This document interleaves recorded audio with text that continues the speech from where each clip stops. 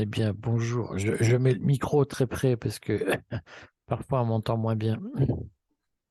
Je reçois Florent Machabert, que tous Bonjour les Eric. lecteurs du Courrier connaissent puisque il anime nos pages patrimoine. Il a produit un dossier tout à fait utile, indispensable sur l'assurance vie que nous avons publié dimanche. Et ce dossier comporte un baromètre boursier, un baromètre de placement, un baromètre patrimonial dont je voulais qu'il nous entretint. C'est le subjonctif imparfait, il faut le souligner. Et qui est un baromètre tout à fait intéressant. Est-ce que tu peux nous expliquer en quoi consiste ce baromètre, Florent? Alors, bonjour à tous, bonjour aux fidèles du courrier des stratèges. Alors, effectivement, il nous a paru opportun de constituer un baromètre. Alors, on manque encore un petit peu de recul. On a lancé les dossiers au mois de juin.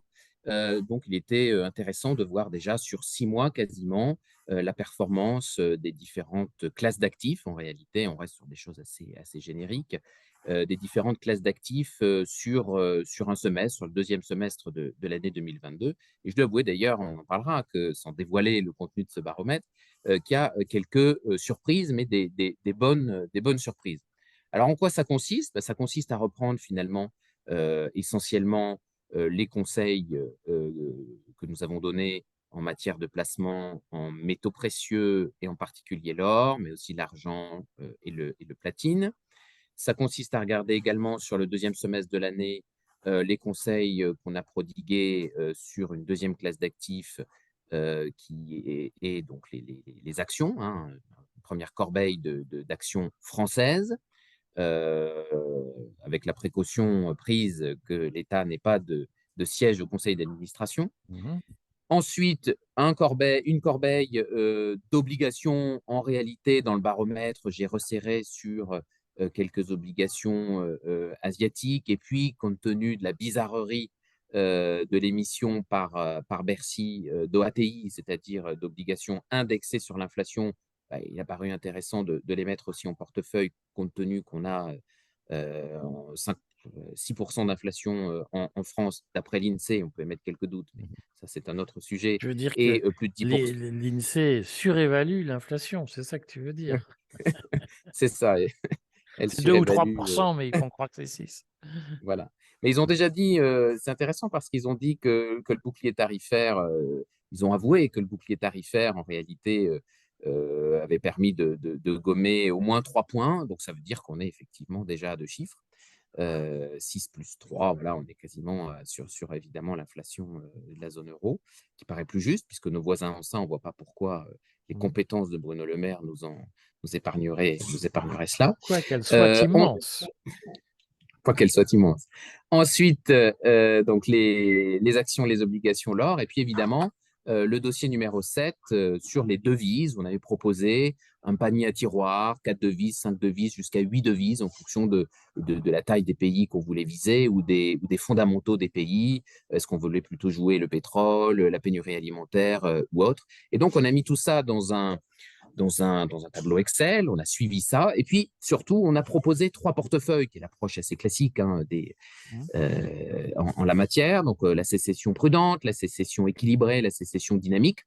Et d'ailleurs, donc toutes les performances sur 6 mois sont positives. On est, sans tout dévoiler, on est entre 3 et 6% sur 6 mois. Donc ça veut Donc dire que si, entre 3 et 6% de plus-value sur la mise voilà, initiale du portefeuille. exactement. Et en plus, sur certains conseils, donc il y a des conseils qui datent de juin pour l'or, de juillet pour l'argent et le platine, qui datent ensuite, que je ne dise pas de bêtises, de novembre pour les obligations, de novembre pour le Bitcoin, même si là, évidemment, c'est une partie qui est dans le rouge, mais on pourra y revenir. C'est pas très grave, c'est 1% du portefeuille. Et puis pour octobre pour les devises et pour les actions.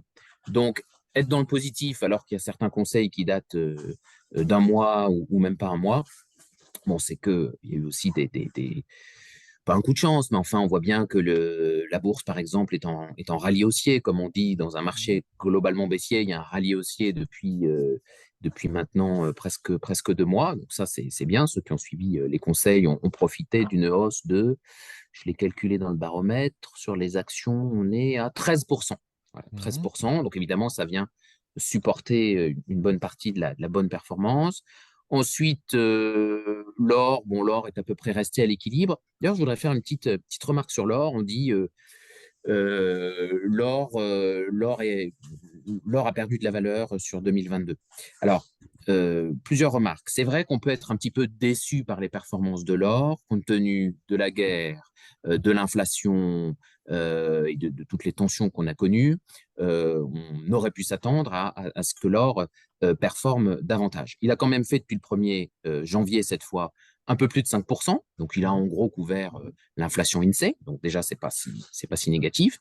Et puis, deuxièmement, il faut quand même pas être naïf. On sait que l'or est manipulé à la baisse par les gros achats d'or des banquiers centraux, notamment russes, en tout cas indéniablement chinois.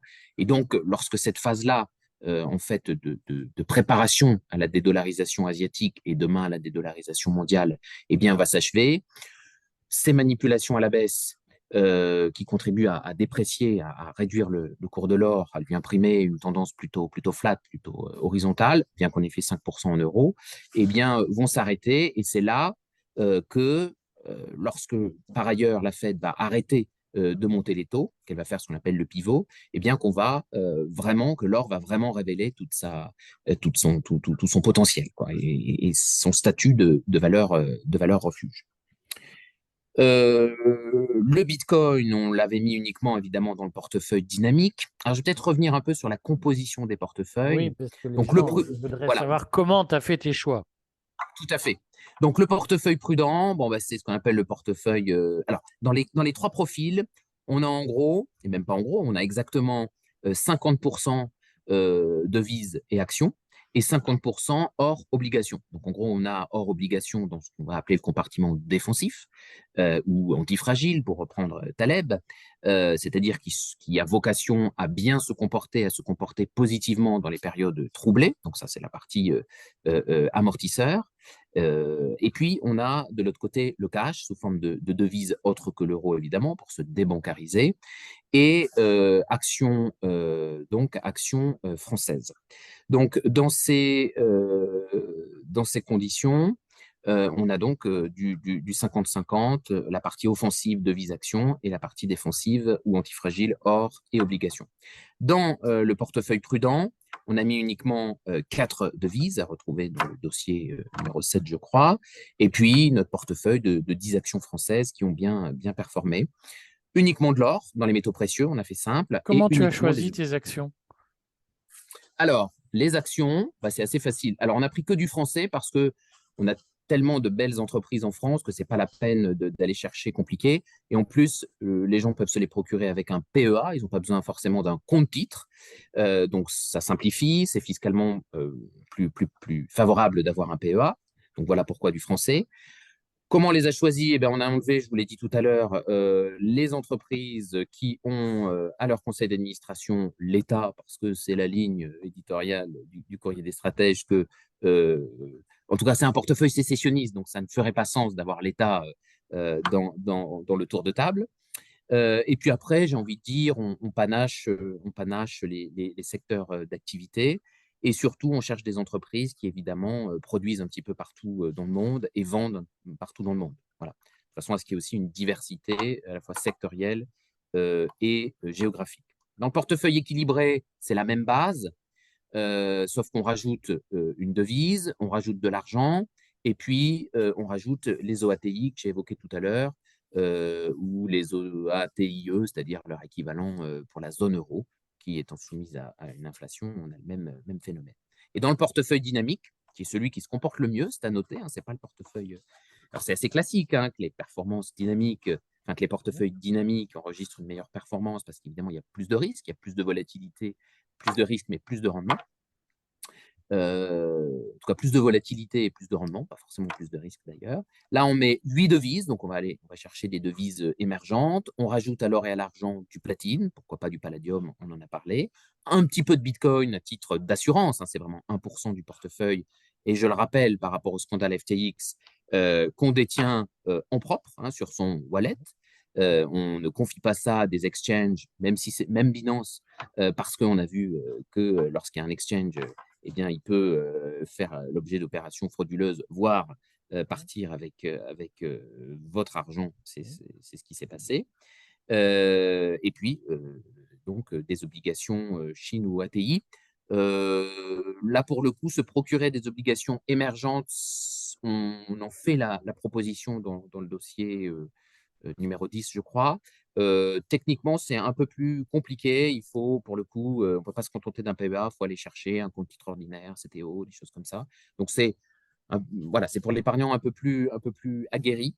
Et donc, lorsqu'on secoue bien tout ça, eh bien, on arrive en 6 mois à couvrir en gros l'inflation, ce qui est déjà pas si mal, et ce qui, par rapport à notre objectif de protection du patrimoine de nos lecteurs et de diversification et de débancarisation, notre objectif n'est pas de vous rendre millionnaire, mais vraiment de vous protéger pour le gros temps que nous traversons et à venir.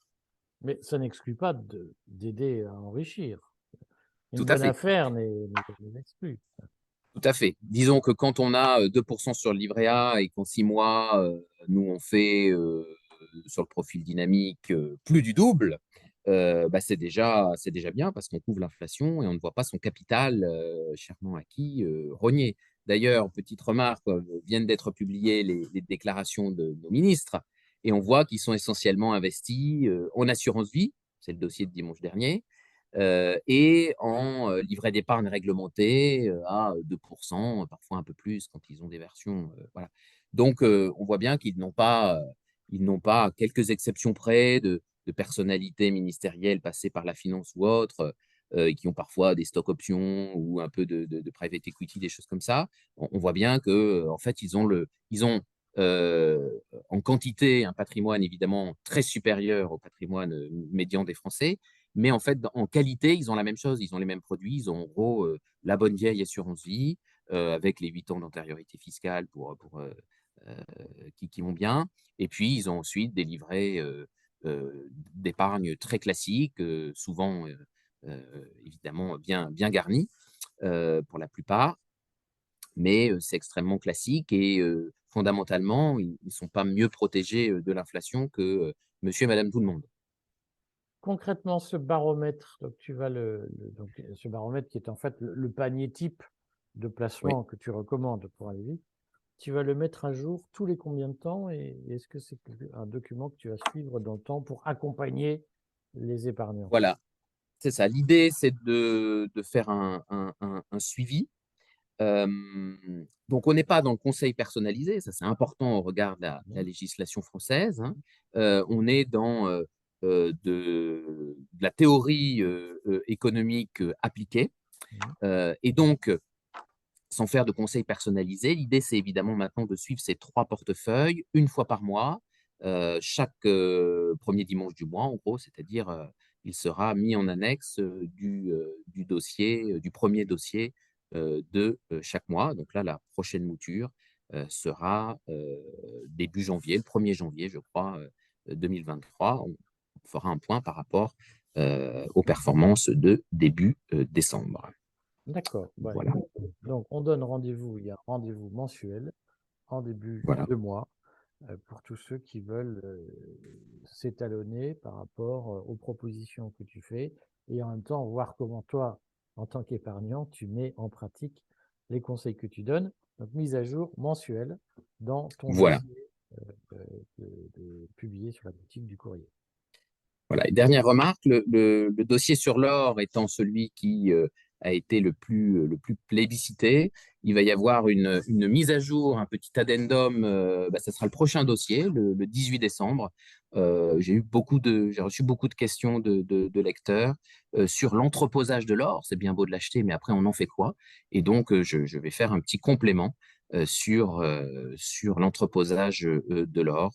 Donc le 18 décembre, ça sera le dernier dossier de l'année. Voilà. Bon, eh ben, écoute, merci à toi, Florent, et puis à très bientôt, j'espère. Je te laisse reprendre ton cycle de cours, puisque je sais que tu es en train d'enseigner.